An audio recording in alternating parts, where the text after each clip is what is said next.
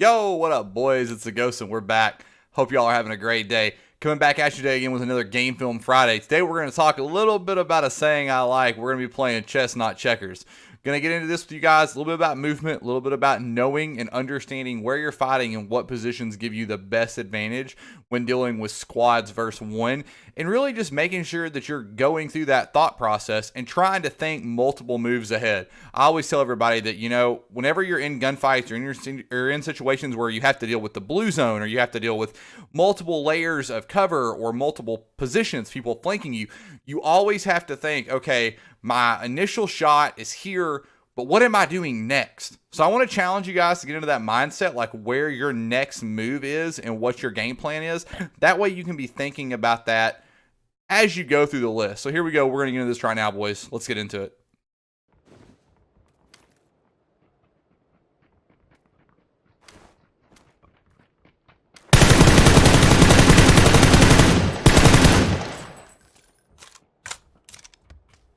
First floor.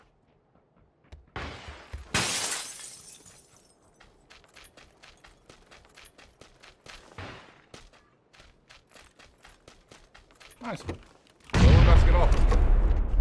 Got about one more game left. I mean, I got to bounce for a minute.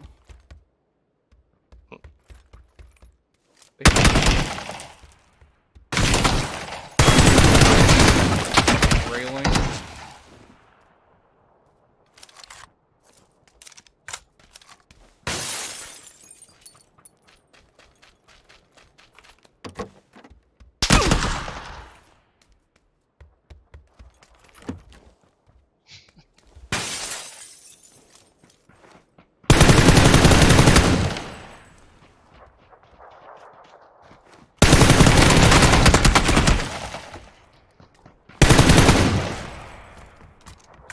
In your house.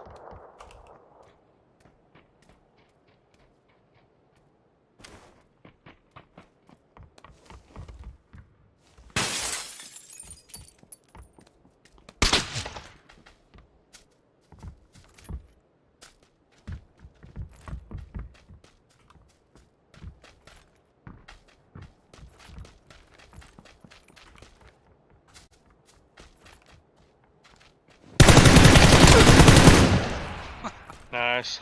Bang, bang. Okay, boys, so let's get into this. I want to talk to you guys initially about what we're doing here. We've pushed over. We've just fought a team. Teammates are dead. We're getting pushed from a team that had looted crates, and we're in the front, and they're now stopped at the front six working this way. So we've pushed into them. They took a couple pot shots at us initially, and we've pushed over in to try to aggress. Now, what I talked to you guys about playing chess and not checkers, I want to talk to you guys about knowing what's in your thought process. I made the move completely over here to give myself as much room to retreat while still fighting these guys and as much movement as I could while they were in the front six. Now, for instance, if I decide to go down into the buildings that are here, which is where they initially took their first shot at me from, I was in the building next to Grandma's. I have nowhere to go, and I'm stuck. So I decided to make a move up, push in, and get as close to them as I can, and let them work into me. So we're going to see this first guy work in here. We're going to wait a second. I don't have any utility. You hear him coming.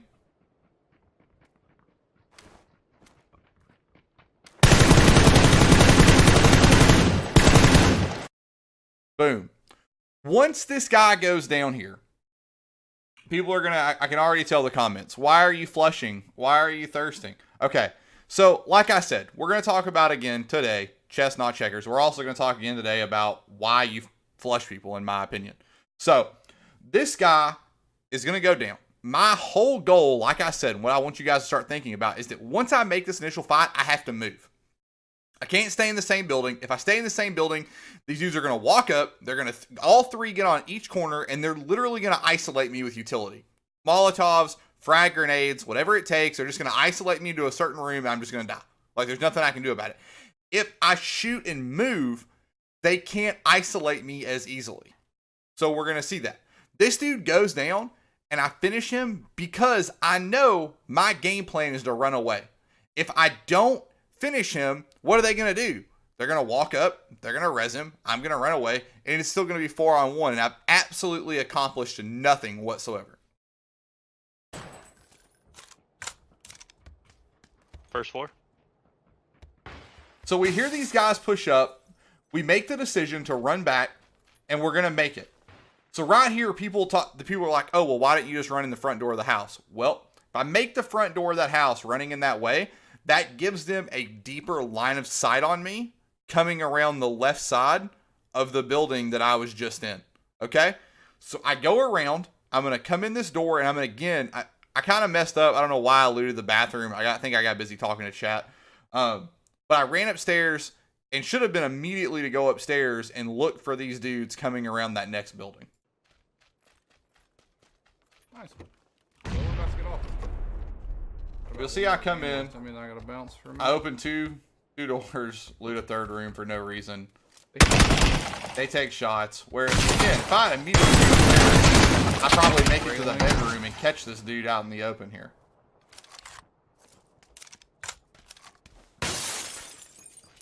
So again, we've now blown that opportunity, right? We've made it to the next house in the line, right? We're working a line straight back. They're running at us. We've made it to that house. We blew the opportunity by not immediately going straight upstairs and trying to take this next kill that could have been given to us. Which if I think the bar wouldn't have been there, we would have been okay. But anyways, we missed the kill on this guy, didn't get the opportunity, so we're going to retreat back and immediately go for the same thing. And I want you guys to look at this, okay? They're going to get shots on me. I know they're going to be closing. Boom. We're going to make a straight run upstairs. Now, two options here. If this isn't here, right? If this first floor building, I know this here because I play this map a lot. We played this in the pro scene. So this move is pretty well known. But if you don't have this option in this house, you kind of still have the same thing, except you have to bounce between the two rooms. You would go into this room and you have these three windows that are going to be here on, what would that be, the south side of the building? Or you have to go back into this main hallway and go into the room that we know has the chair and the two windows that are there. And you could play both of those while peeking those guys, okay? But we're going to have the opportunity to make this, and we're always going to take, like we talked about, working the clock, we're going to take the widest angle guy. Thankfully, this dude was out in the open with no cover. Not really sure where he's going here, but hey, if it works for you, it works for you. We're going to take this dude. Once we knock him, you're going to notice I don't flush him. And we talk about this a lot. I know there's a lot of comments in the chat about that. The dude can still call. And in hindsight, flushing the guy is actually a good idea.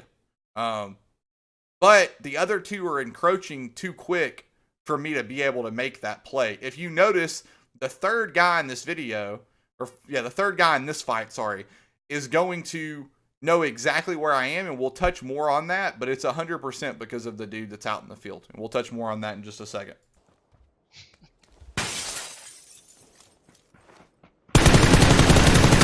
Boom. Widest guy down. Back into cover. Again, changing our view, right? The dude we just killed is yelling to his team. He's on the roof of the one-story. He's on the roof of the one-story. Change your location. Don't give this guy the same angle to peek you. Make an adjustment, make it work, and get an angle. Again, you have the ability. Change your form. We got 2 good hits on this guy. He's still spraying. We're going to take this opportunity, vault out the window, and go back at a different angle on him. It's all in your movement, guys. Literally. Move and shoot. Make a different angle. Give yourself multiple angles of approach for these guys. And constantly be changing. Take advantage of Peeker's advantage. It's so huge. And just use it to your ability. So we come out here. He tries to run away on the reload. We get a shot coming. We see his buddies down below us. We now know he's going to come upstairs. 2 options I had here. And I want to kind of run this back to you guys and show you really quickly here. Okay? So, we see this guy here that we were talking about. There's 2 options here. There's an option for me to stand on this ledge right here, and I can look through these 2 windows and watch this guy run through the doorway. That's an okay play. Or I'm going to take the opportunity to make this dude think that I'm back outside. I'm going to vault through the window that I had already broken and then re-vault out another window that hadn't broken to make sure he thinks that I'm on this roof still. Okay? In your house.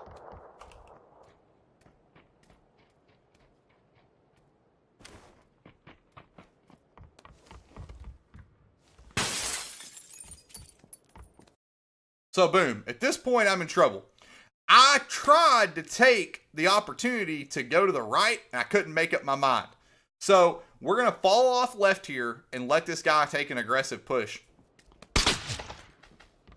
Now once we fall, this is the part where I was telling you guys that you have to use sound to your advantage. I want you guys to listen and see if you can tell, like I can, where this guy is moving in the house. Right now, we know he's in the upper hallway where the couch is. He's in that upper, like, foyer area.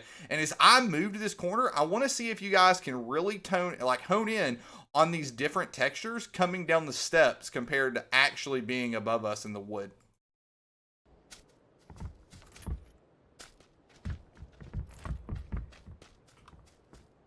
Did you guys hear that? You can literally tell that he's still up top.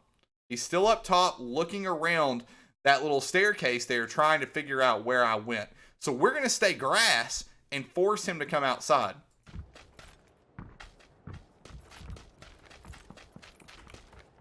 So we hear him. Did you all hear the difference there in the wood? And it's a slight difference. It truly is. But you guys can hear it. Listen here. And now listen to the change you have right here. You hear that? It's like less hollow. It sounds more like a thud. There's I can't even really explain the difference, but you can tell there's two differences in sounds. That difference you hear is the kitchen. He's literally just ran into the kitchen right there.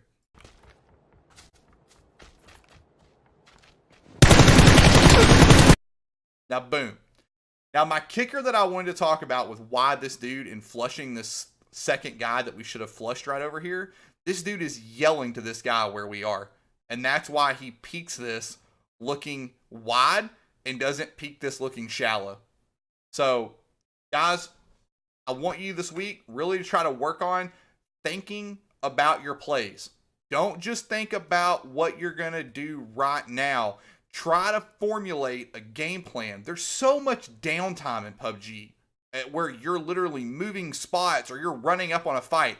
If you're running up on something, I want you guys to think about, hey, if I get up to here, this is where I'm going to go, and this is what I'm going to do. If this happens, I need to fall back. Start training yourself to realize those things and realize what the changes are and how those are going to help your gameplay, and then start implementing those. And I'm telling you guys, they're going to start coming a lot faster, you all, and you guys are going to start hitting that stuff on the fly. You'll make great decisions, and you'll literally just start blowing people out of the water. If you guys enjoyed this, make sure y'all leave a hashtag GameFilmFriday in the comments below, and we'll catch you guys next week. Y'all be safe, boys. As always, stay gaming. Peace.